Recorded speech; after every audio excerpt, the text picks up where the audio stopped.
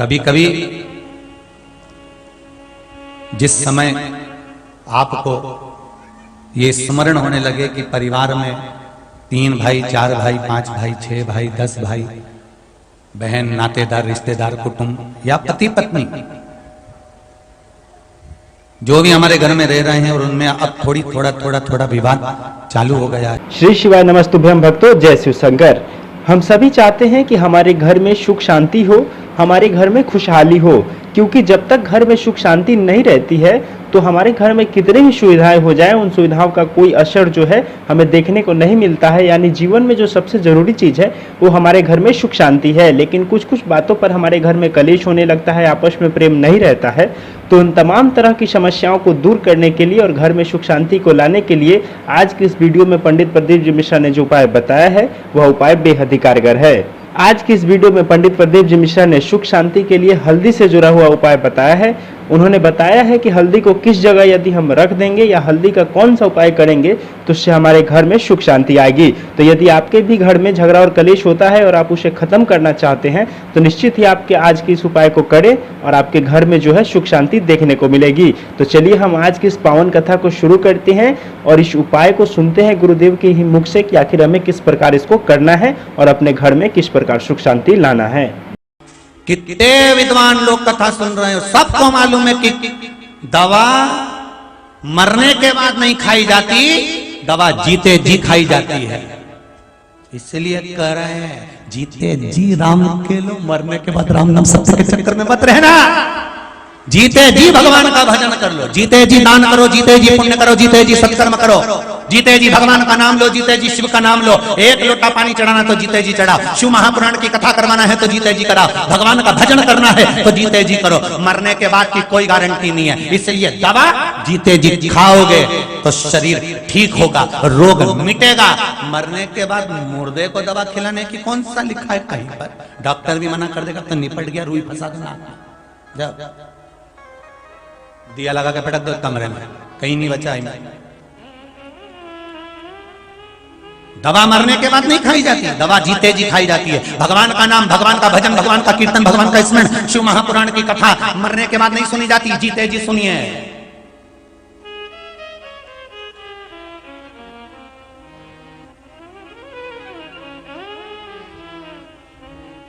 जीवन वही सार्थक है जो भगवान की भक्ति में लगा है, और मोबाइल वही सार्थक है जो शिव महापुराण की कथा में लगा है। नहीं तो कहा मतलब था नी नेटवर्क मिल रहा, महाराज जी इधर उधर बैठे हैं, दिख भी नहीं रहे तो है ना मोबाइल किस काम का, किस काम का? निकालो, चालू करो यूट्यूब और निकालो, आ रहा होगा पगला महाराज शिवर वाला, देख चलो, तुम्हारे क्या दिक्कत? नहीं दिख रही नहीं महाराज तो ताकने की क्या जरूरत है? 2-4 के कूचो फेंको फिर जाते। मोबाइल है नहीं अपने पास में है, खोल यूट्यूब निकालो और चालू हो जाओ कि कथा माइक में सुन रहे हैं, बाकी का महाराज फोटो में तो दिख ही रहा है, बोल तो रहा है, दिख रहा है। पर किसी को कष्ट देकर कथा सुनो तो उसमें सुख नहीं। आप आनंद पाओ, जीते जी राम गुण गाओ। मरने के बाद की कोई गारंटी नहीं है। तुम्हारे मरने के बाद लोग लड्डू, पेड़ा, गुलाब जामुन, इमरती, भजिया, पकोड़ा सब जोरदार निपटाएंगे।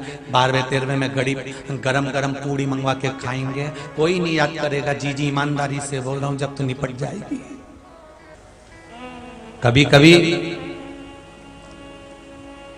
जिस समय आपको ये स्मरण होने लगे कि परिवार में 3 भाई, 4 भाई, 5 भाई, 6 भाई, 10 भाई, बहन, नातेदार, रिश्तेदार, कुटुंब या पति पत्नी जो भी हमारे घर में रह रहे हैं और उनमें अब थोड़ा विवाद चालू हो गया है, कुछ ना कुछ क्लेश चल रहा है, विवाद चल रहा है, तो प्रयास करा करो कि भगवान शिव पर थोड़ी सी हल्दी चढ़ाकर, फिर कच्चा दूध चढ़ाकर, फिर जल चढ़ाया। क्या क्या चीज? पहले शिवलिंग पर क्या चढ़ाना है अपने को? थोड़ी सी हल्दी पिसी, फिर दूध, फिर जल और फिर बेलपत्र शंकर को समर्पित करो।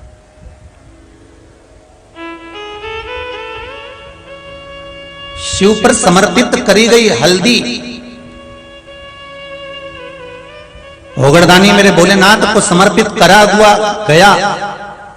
किसी भी चीज का स्मरण कर लीजिए जो शिव जी के पास है, वो जनमानस के लिए। शंकर के पास जो चीज रखी है वो संपूर्ण विश्व के कल्याण की रखी है। शंकर की के पास रखा हुआ कोई सामान छुपा हुआ नहीं, कुछ छुपा हुआ।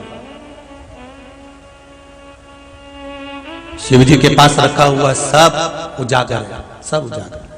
चंद्रमा सिर पर, विष कंठ पर, सर्प गले में, मृगछाला शरीर पर, और कुछ जो भी है वो सम्मुख में।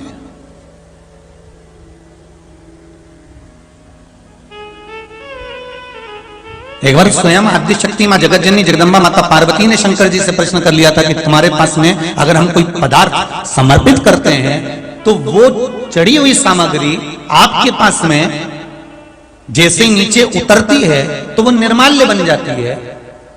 जैसे देवताओं पर चढ़ा हुआ फूल नीचे उतरा निर्माल्य बन गया, भगवान पर चढ़ा हुआ कोई सामान नीचे उतरा निर्माल्य बन गया, फिर वो भगवान पर चढ़ाने के लायक नहीं रहेगा, फिर दूसरा ही चढ़ाना पड़ेगा। तो माँ आद्यशक्ति माता पार्वती, माँ जगतजननी जगदम्बा, माँ भवानी, माँ दुर्गा स्वयं भगवान शंकर से पूछती हैं कि जैसे सारे देवताओं पर सामग्री चढ़ती है, उतरने के बाद निर्माल्य बन जाती है, आपके ऊपर कोई सामग्री चढ़ती है, क्या वो भी निर्माल्य बन जाती है? शंकर भगवान कहते हैं बस यही तो अंतर है पार्वती, कि वो देव हैं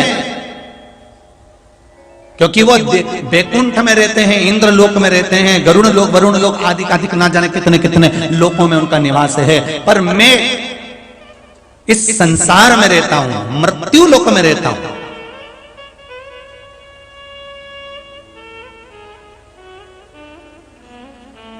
मैं मृत्यु लोक में रहता हूं।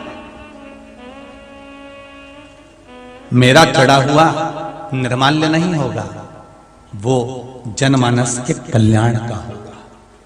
जनमानस के कल्याण का होगा जो मेरे ऊपर चढ़ा होगा, वो निर्माल्य नहीं। क्योंकि शिव कहां रहते हैं? पृथ्वी पर। पृथ्वी पर अगर आप कोई वस्तु लिए हो तो वो इतनी जल्दी खत्म नहीं हो जाती, उसको आप प्रयोग करते रहते हो। एक साधारण सी भाषा में समझ लो और सरल भाषा में, जैसे तुमने एक जोड़ कपड़ा लिया, कपड़ा लेने के बाद वो कपड़ा पहनते पहनते पहनते पहनते पहनते पहनते पहनते 8-10 साल हो गए, 15 साल बाद वो गल गया, कॉलर के पास से फटने लगा, तो तुमने उसको जरा फट रहा था तो उसकी तुमने अच्छे से बनाकर एक गोदड़ी बना दी, बच्चे को सुलाने वाली। बच्चे को सुलाने की गोदड़ी बनाई, बच्चा सोता रहा सोता रहा सोता रहा सोता रहा सोता रहा, वो भी बेकार हो गया, उसको और उधेड़ लिया। उधेड़ने के बाद उसको तैयार करा, तैयार करने के बाद उसको जो तुमने बनाया गाड़ी वाड़ी पोंछने का कपड़ा, पोंछने वाला कपड़ा भी अगर बेकार होने लगा तो फिर तुमने उसकी चिंदी फाड़ी, और फाड़ने के बाद छोरा छोरी को नजर लग गई तो उसकी उतार के आग लगा दी। ले अब सोचो जरा, 10-15 साल 20 साल उसने पहन लिया, फिर पहनने के बाद छोटे बच्चे ने पहन लिया, बच्चे के बाद उसके बच्चे ने पहन लिया, बच्चे के पहनने के बाद वो गोदड़ी बन गई, गोदड़ी बनने के बाद पोछे में काम आ गया, पोछे में काम होने के बाद में गाड़ी की सफाई में काम आ गया, आखिरी में फिर वो पोछा कपड़ा भी सोचता होगा। क्यों? क्योंकि वो इतनी जल्दी निर्माल्य नहीं हो गया। मेरे देवाधिदेव महादेव इस मृत्यु लोक में निवास करते हैं, कैलाश पर निवास करते हैं। शंकर जी कहते हैं मेरे ऊपर चढ़ी हुई बेलपत्र धोकर तुम वापिस चढ़ा सकते हो।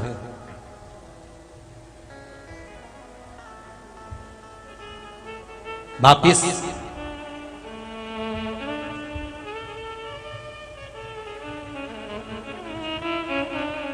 मेरा श्रृंगार आप मेरे ही पुष्प से कर सकते हो। मेरा श्रृंगार आप मेरे ही पुष्प से कर सकते हो।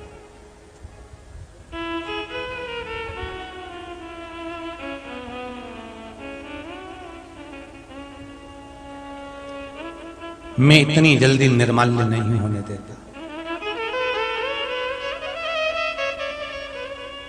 सारे देवताओं में और देव अधिदेव महादेव में यही अंतर है।